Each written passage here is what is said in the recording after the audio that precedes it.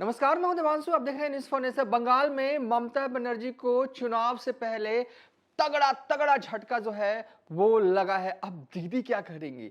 दीदी का आधार vote bank है, मुस्लिम वोट बैंक माना जाता है। 30% जो बंगाल में मुसलमानों की आबादी है वो एक मुश्त वोट जो है वो ममता बनर्जी को करता है। लेकिन उनकी ही पार्टी के एक महिला सांसद ने, उनकी ही पार्टी के एक महिला मुस्लिम सांसद ने जो है वो दीदी का साथ छोड़ दिया है। बात इतनी सी नहीं है कि एक महिला सांसद ने जो है वो दीदी का साथ छोड़ दिया। दरअसल वो मुस्लिम महिला जो हैं वो बहुत ही पावरफुल शख्सियत जो हैं वो रखती हैं, और खासकर उस ज़िले में जिस ज़िले से वो ताल्लुक़ रखती हैं, और जिस ज़िले से वो ताल्लुक़ रखती हैं उस ज़िले में आप कह सकते हैं कि दीदी का कब्ज़ा है, और वो मुस्लिम बहुल ज़िला भी कहलाता है। लेकिन आप सोचिए कि जब उस ज़िले से ही उन्हीं की पार्टी की महिला सांसद इस्तीफ़ा दे देती हैं, तो सोचिए आज दीदी को कितना बड़ा झटका जो है वो लगा है। एक तरफ, दूसरी तरफ जो है वो बीजेपी वाले सधी हुई चाल जो है वो चल रहे हैं। दीदी के एजेंडे पर बीजेपी वाले आना नहीं चाहते। अब बीजेपी वाले अपने एजेंडे में दीदी को फंसाना चाहते हैं। हाल ही में आपको याद होगा जो दीदी ने कहा गृह मंत्री को लेकर, होटल वाली बात को लेकर, लेकिन उस पर रिएक्शन जो है बीजेपी वाले उस रूप में नहीं दे रहे हैं। दीदी क्या चाहती तो गृह मंत्री को गिरफ्तार करवा देती। अरे गृह मंत्री का पावर दीदी को भी पता है, लेकिन दीदी अपने पिच पर बीजेपी को लाना चाह रही है और बीजेपी वाले अपने पिच पर लाना चाह रहे हैं। खैर, उस पर हम समय समय पर बात करते रहे, लेकिन इस वीडियो में बेसिकली हम बात करेंगे तगड़े झटके की। तस्वीरें, वीडियो हम आपको दिखा रहे हैं। दिल्ली का ये वीडियो है जहां पर कांग्रेस के नेता आपको जयराम रमेश नजर आ रहे होंगे और एक महिला सांसद जो नजर आ रही है, टीएमसी की सांसद हैं। दिल्ली में टीएमसी की महिला सांसद ने कांग्रेस की सदस्यता जो है वो ज्वाइन की है, और देखिए जो भी कांग्रेस के लीडरान हैं उनके चेहरे पर मुस्कान। और आए भी क्यों ना, बंगाल से जो है, बंगाल से ताल्लुक रखने वाली टीएमसी की सांसद ने आज कांग्रेस पार्टी जो है वो ज्वाइन जो है वो किया है। এর বেশি কি দায়িত্ব দেবেন না দেবেন সেটা তো তৃণমূল কংগ্রেসের ব্যাপার, সেটা তো আমি ঠিক করতে পারি না। কিন্তু কয়েক মাস ধরেই আমাদের পরিবারের মধ্যে একটা আলোচনা হচ্ছিল এবং আমারও মনে হচ্ছিল যে আমি যেই কারণে রাজনীতি জয়েন করেছিলাম, বরকত সাহেবকে দেখে কিন্তু রাজনীতি জয়েন করেছিলাম। আর আমার মনে হচ্ছিল আমার মানে জয়েন করার পারপাসই হচ্ছে মানুষের পাশে থাকা, যেভাবে বরকত সাহেব সারা জীবন থেকেছিলেন সেটা হচ্ছিল এক ধরনের হচ্ছিল। কিন্তু যেই ধরনের আমরা একটা পরিবার হিসেবে করতে পারি, যেটা আমি আগেও বললাম যে বরকত সাহেবের লেগেসি কিন্তু কংগ্রেসের লেগেসি, তো সেটা তো আমি অন্য দলে থেকে করতে পারবো না। সেই কারণে আমরা ডিসিশন নিয়েছিলাম পরিবার হিসেবে যে আমরা একসঙ্গে বরকত সাহেবের लेगेसी स्ट्रॉन्ग করব, কাজ করব, कांग्रेसের लेगेसी स्ट्रॉन्ग করব। जो हमारा जो रिजर्वेशन बिल है, महिला रिजर्वेशन बिल, वो कांग्रेस पार्टी ने ही लाई थी। कांग्रेस पार्टी ज़रूर महिला को सिक्योर करने के लिए बहुत सारा काम कर रही है। डेफिनेटली मुझे लगता है कि बंगाल में भी एक चेंज आना चाहिए। कांग्रेस बहुत सेक्युलर ओपन माइंडेड पार्टी है। मैं तो एज अ कांग्रेस, अभी मैं कांग्रेस में ज्वाइन कर चुकी हूँ। कांग्रेस के लिए मैं फर्दर कैंपेन भी शुरू करूँगी। मैं तो यही बोलूँगी, in fact I wish to be the change which I want to see. मैं चाहती हूँ कि बंगाल में चेंज आए, परिवर्तन आए, और वो चेंज मुझसे शुरू हो। मौसम बेनज़ीर नूर, और इन्होंने जो है वो कांग्रेस पार्टी का दामन जो है वो थाम लिया है। ग्राफिक्स भी हम चला रहे हैं। सबसे पहले आपको ये बताएंगे कौन है मौसम बेनज़ीर नूर, उसके बाद बताएंगे जिस ज़िले से वो ताल्लुक़ रखती है ना, मालदा, वो मुस्लिम बहुल जो है वो ज़िला माना जाता है, और उस ज़िले में जो है इनके मतलब बेनज़ीर नूर के आने से या कहें टीएमसी छोड़ने से कितना बड़ा झटका जो है वो लग सकता है, और फ़ायदा जो है वो बीजेपी को हो सकता है। तो सबसे पहले जान लेते हैं कि कौन है मौसम बेनज़ीर नूर। तो मौसम बेनज़ीर नूर के चाचा जो है ए गनी खान चौधरी इंदिरा सरकार में रेल मंत्री थे। पश्चिम बंगाल महिला आयोग की वाइस चेयरमैन जो है वो मौसम बेनज़ीर नूर हैं। इसके अलावा कहें कि मालदा ज़िले में टीएमसी की अध्यक्ष भी जो हैं वो बेनज़ीर नूर है। सोचिए, मालदा जिले की टीएमसी की अध्यक्ष ने कांग्रेस पार्टी ज्वाइन कर ले, सोचिए कितना बड़ा झटका है। 2009 से 2019 तक मालदा उत्तर से जो है वो एमपी रही हैं, मतलब एमपी मतलब लोकसभा वाला एमपी रही हैं है 2020 में टीएमसी ने राज्यसभा सांसद जो है वो बनाया। दूसरा तथ्य ये भी है कि अप्रैल 2026 में इनका कार्यकाल जो है वो खत्म भी हो रहा है। आप कह सकते हैं कार्यकाल खत्म होने से 2-3 महीना पहले जो है इन्होंने जो है वो टीएमसी को छोड़कर जो है वो कांग्रेस पार्टी जो है वो ज्वाइन किया है। मौसम बेनजीर नूर मालदा जिले के एक राजनीतिक बंगाली मुस्लिम परिवार से हैं। इसके अलावा मौसम बेनजीर नूर की मां रूबी नूर सुजापुर सीट से लगातार 3 बार विधायक रह चुकी हैं। प्रथम बार 1991, उसके बाद 2006 तक जो है मौसम बेनजीर की मां जो है वो सुजापुर विधानसभा सीट से जो है वो विधायक जो है वो रही हैं। टीएमसी राज्यसभा सांसद मौसम बेनजीर ने बीजेपी कांग्रेस ज्वाइन कर लिया और लगातार हम आपको विजुअल्स जो स्क्रीन पर बता रहे हैं। तो हमने ये बताया कि मौसम बेनजीर नूर है क्या।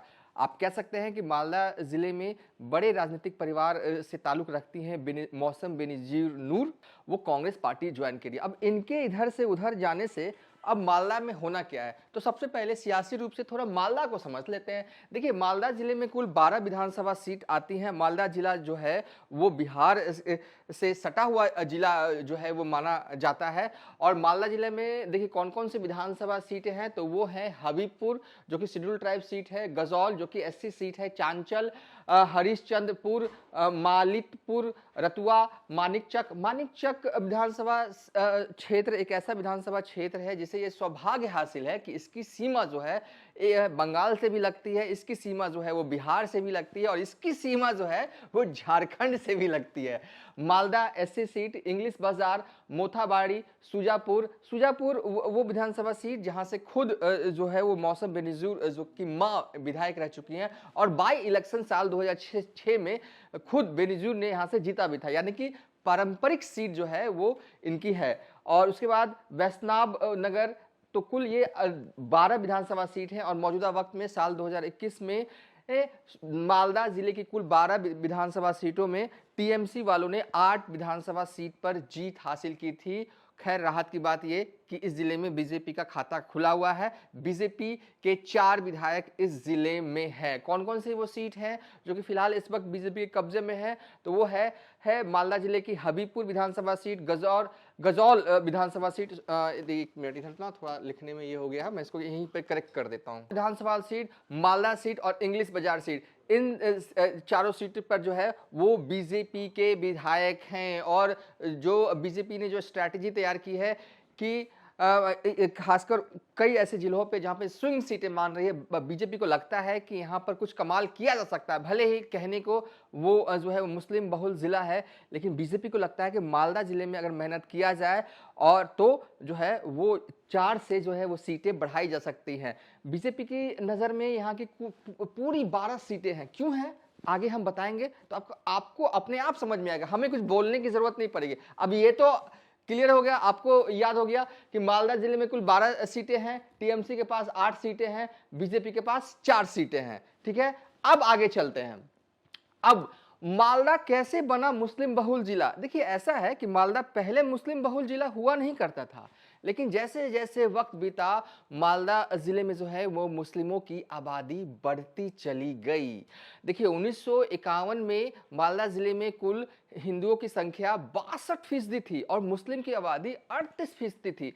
फिर 1961 में मुस्लिम बढ़कर 46% पार कर गए। सोचिए, 38 से 46%, 10 सालों में जो है वो मुसलमानों की आबादी मालदा जिले में जो है वो हुई। और ये बंगाल का ये नक्शा है, ये जो जानते हैं उन्हें तो कोई बात नहीं, बंगाल के हैं, जो नहीं जानते उनके लिए ये जो मैप हम चला रहे हैं मालदा जिले की चला रहे हैं। यहाँ पर आप कह सकते, ये जो है, एक सेकंड थोड़ा मैप को भी मैं ऑन कर देता। देखिए, हम जब वीडियो बनाते हैं ना, सबके लिए बनाते हैं, उनके लिए बनाते हैं जो जानते हैं, और जिनको जीरो जानकारी, जिनको कुछ नहीं पता, उनके लिए भी हम ना बता देते। देखिए, ये छोटा सा दिख रहा है ना, ये है कोलकाता जिला, कोलकाता, ठीक है, कोलकाता। और ये पूरा भद्रलोक वाला इलाका जो है वो जाना था। मालदा जिला ये जिला है, यहाँ बिहार आता है, इस साइड बिहार है और इस साइड जो है वो झारखंड है।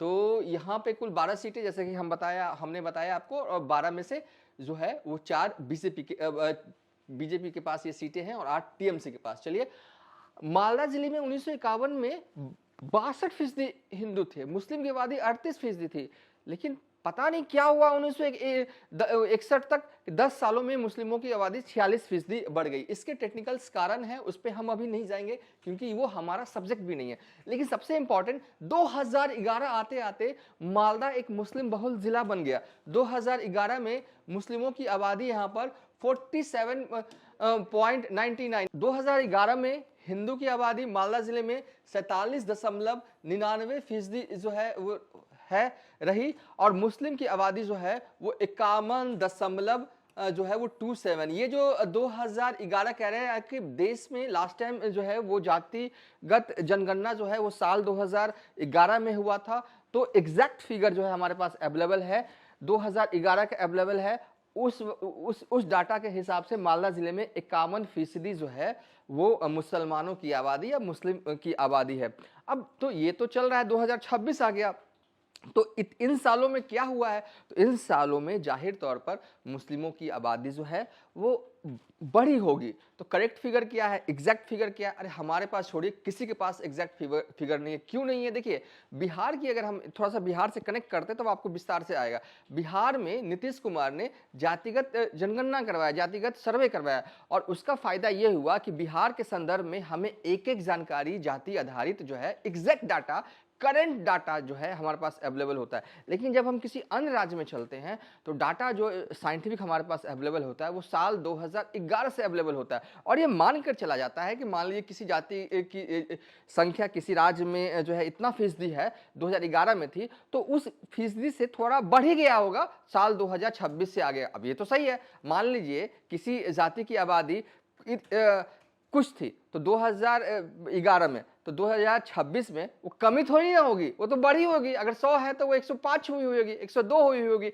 ऐसा तो है नहीं कि 100 में से 90, ऐसा नहीं होता। तो ये हम मान के चलते हैं कि अगर 2011 में मालदा जिले में मुस्लिमों की आबादी 51.7% थी, तो 2026 में मालदा जिले में मुस्लिमों की आबादी और भी बढ़ी होगी। देखिए पूरे बंगाल में मुस्लिमों की आबादी 2011 सेंसेक्स के हिसाब से 27% है, लेकिन जब हम ये कहते हैं तो हम ये कहते हैं कि 30% जो है वो लगभग 3% तो लमसम बढ़ा होगा। ये भी कोई एग्जैक्ट आंकड़ा नहीं है, ये बस बोलने के लिए एक लमसम आंकड़ा है। बिहार के संदर्भ में जब हम आते हैं ना, तो आप किसी भी जाति का नाम लीजिए, एग्जैक्ट आंकड़ा होता है हमारे पास। एग्जैक्ट कहने का मतलब करंट आंकड़ा होता है, मतलब 1-2 साल पुराना वाला आंकड़ा होता है हमारे पास।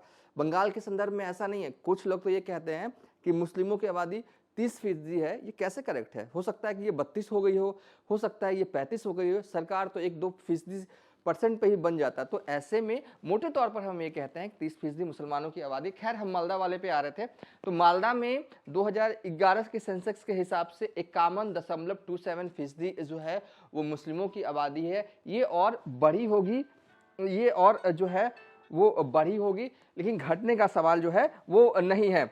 तो चलिए अब हम जो बता रहे थे, जो कहने का हमारा तात्पर्य है कि मालदा एक ऐसा जिला है, और ये पूरा जो डायग्राम में हम दिखा रहे हैं यही है मालदा जिला।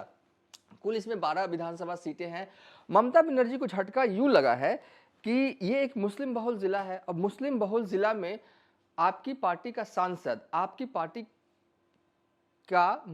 पार्टी की महिला सांसद छोड़कर किसी और पार्टी में जाए तो ये झटका है। और खासकर मतलब कि एक ऐसी सांसद जिसकी माता भी जो हैं वो विधायक रह चुकी हैं, एक दो बार नहीं 3 बार। उनके चाचा इंदिरा सरकार में रेल मंत्री रह चुके हैं।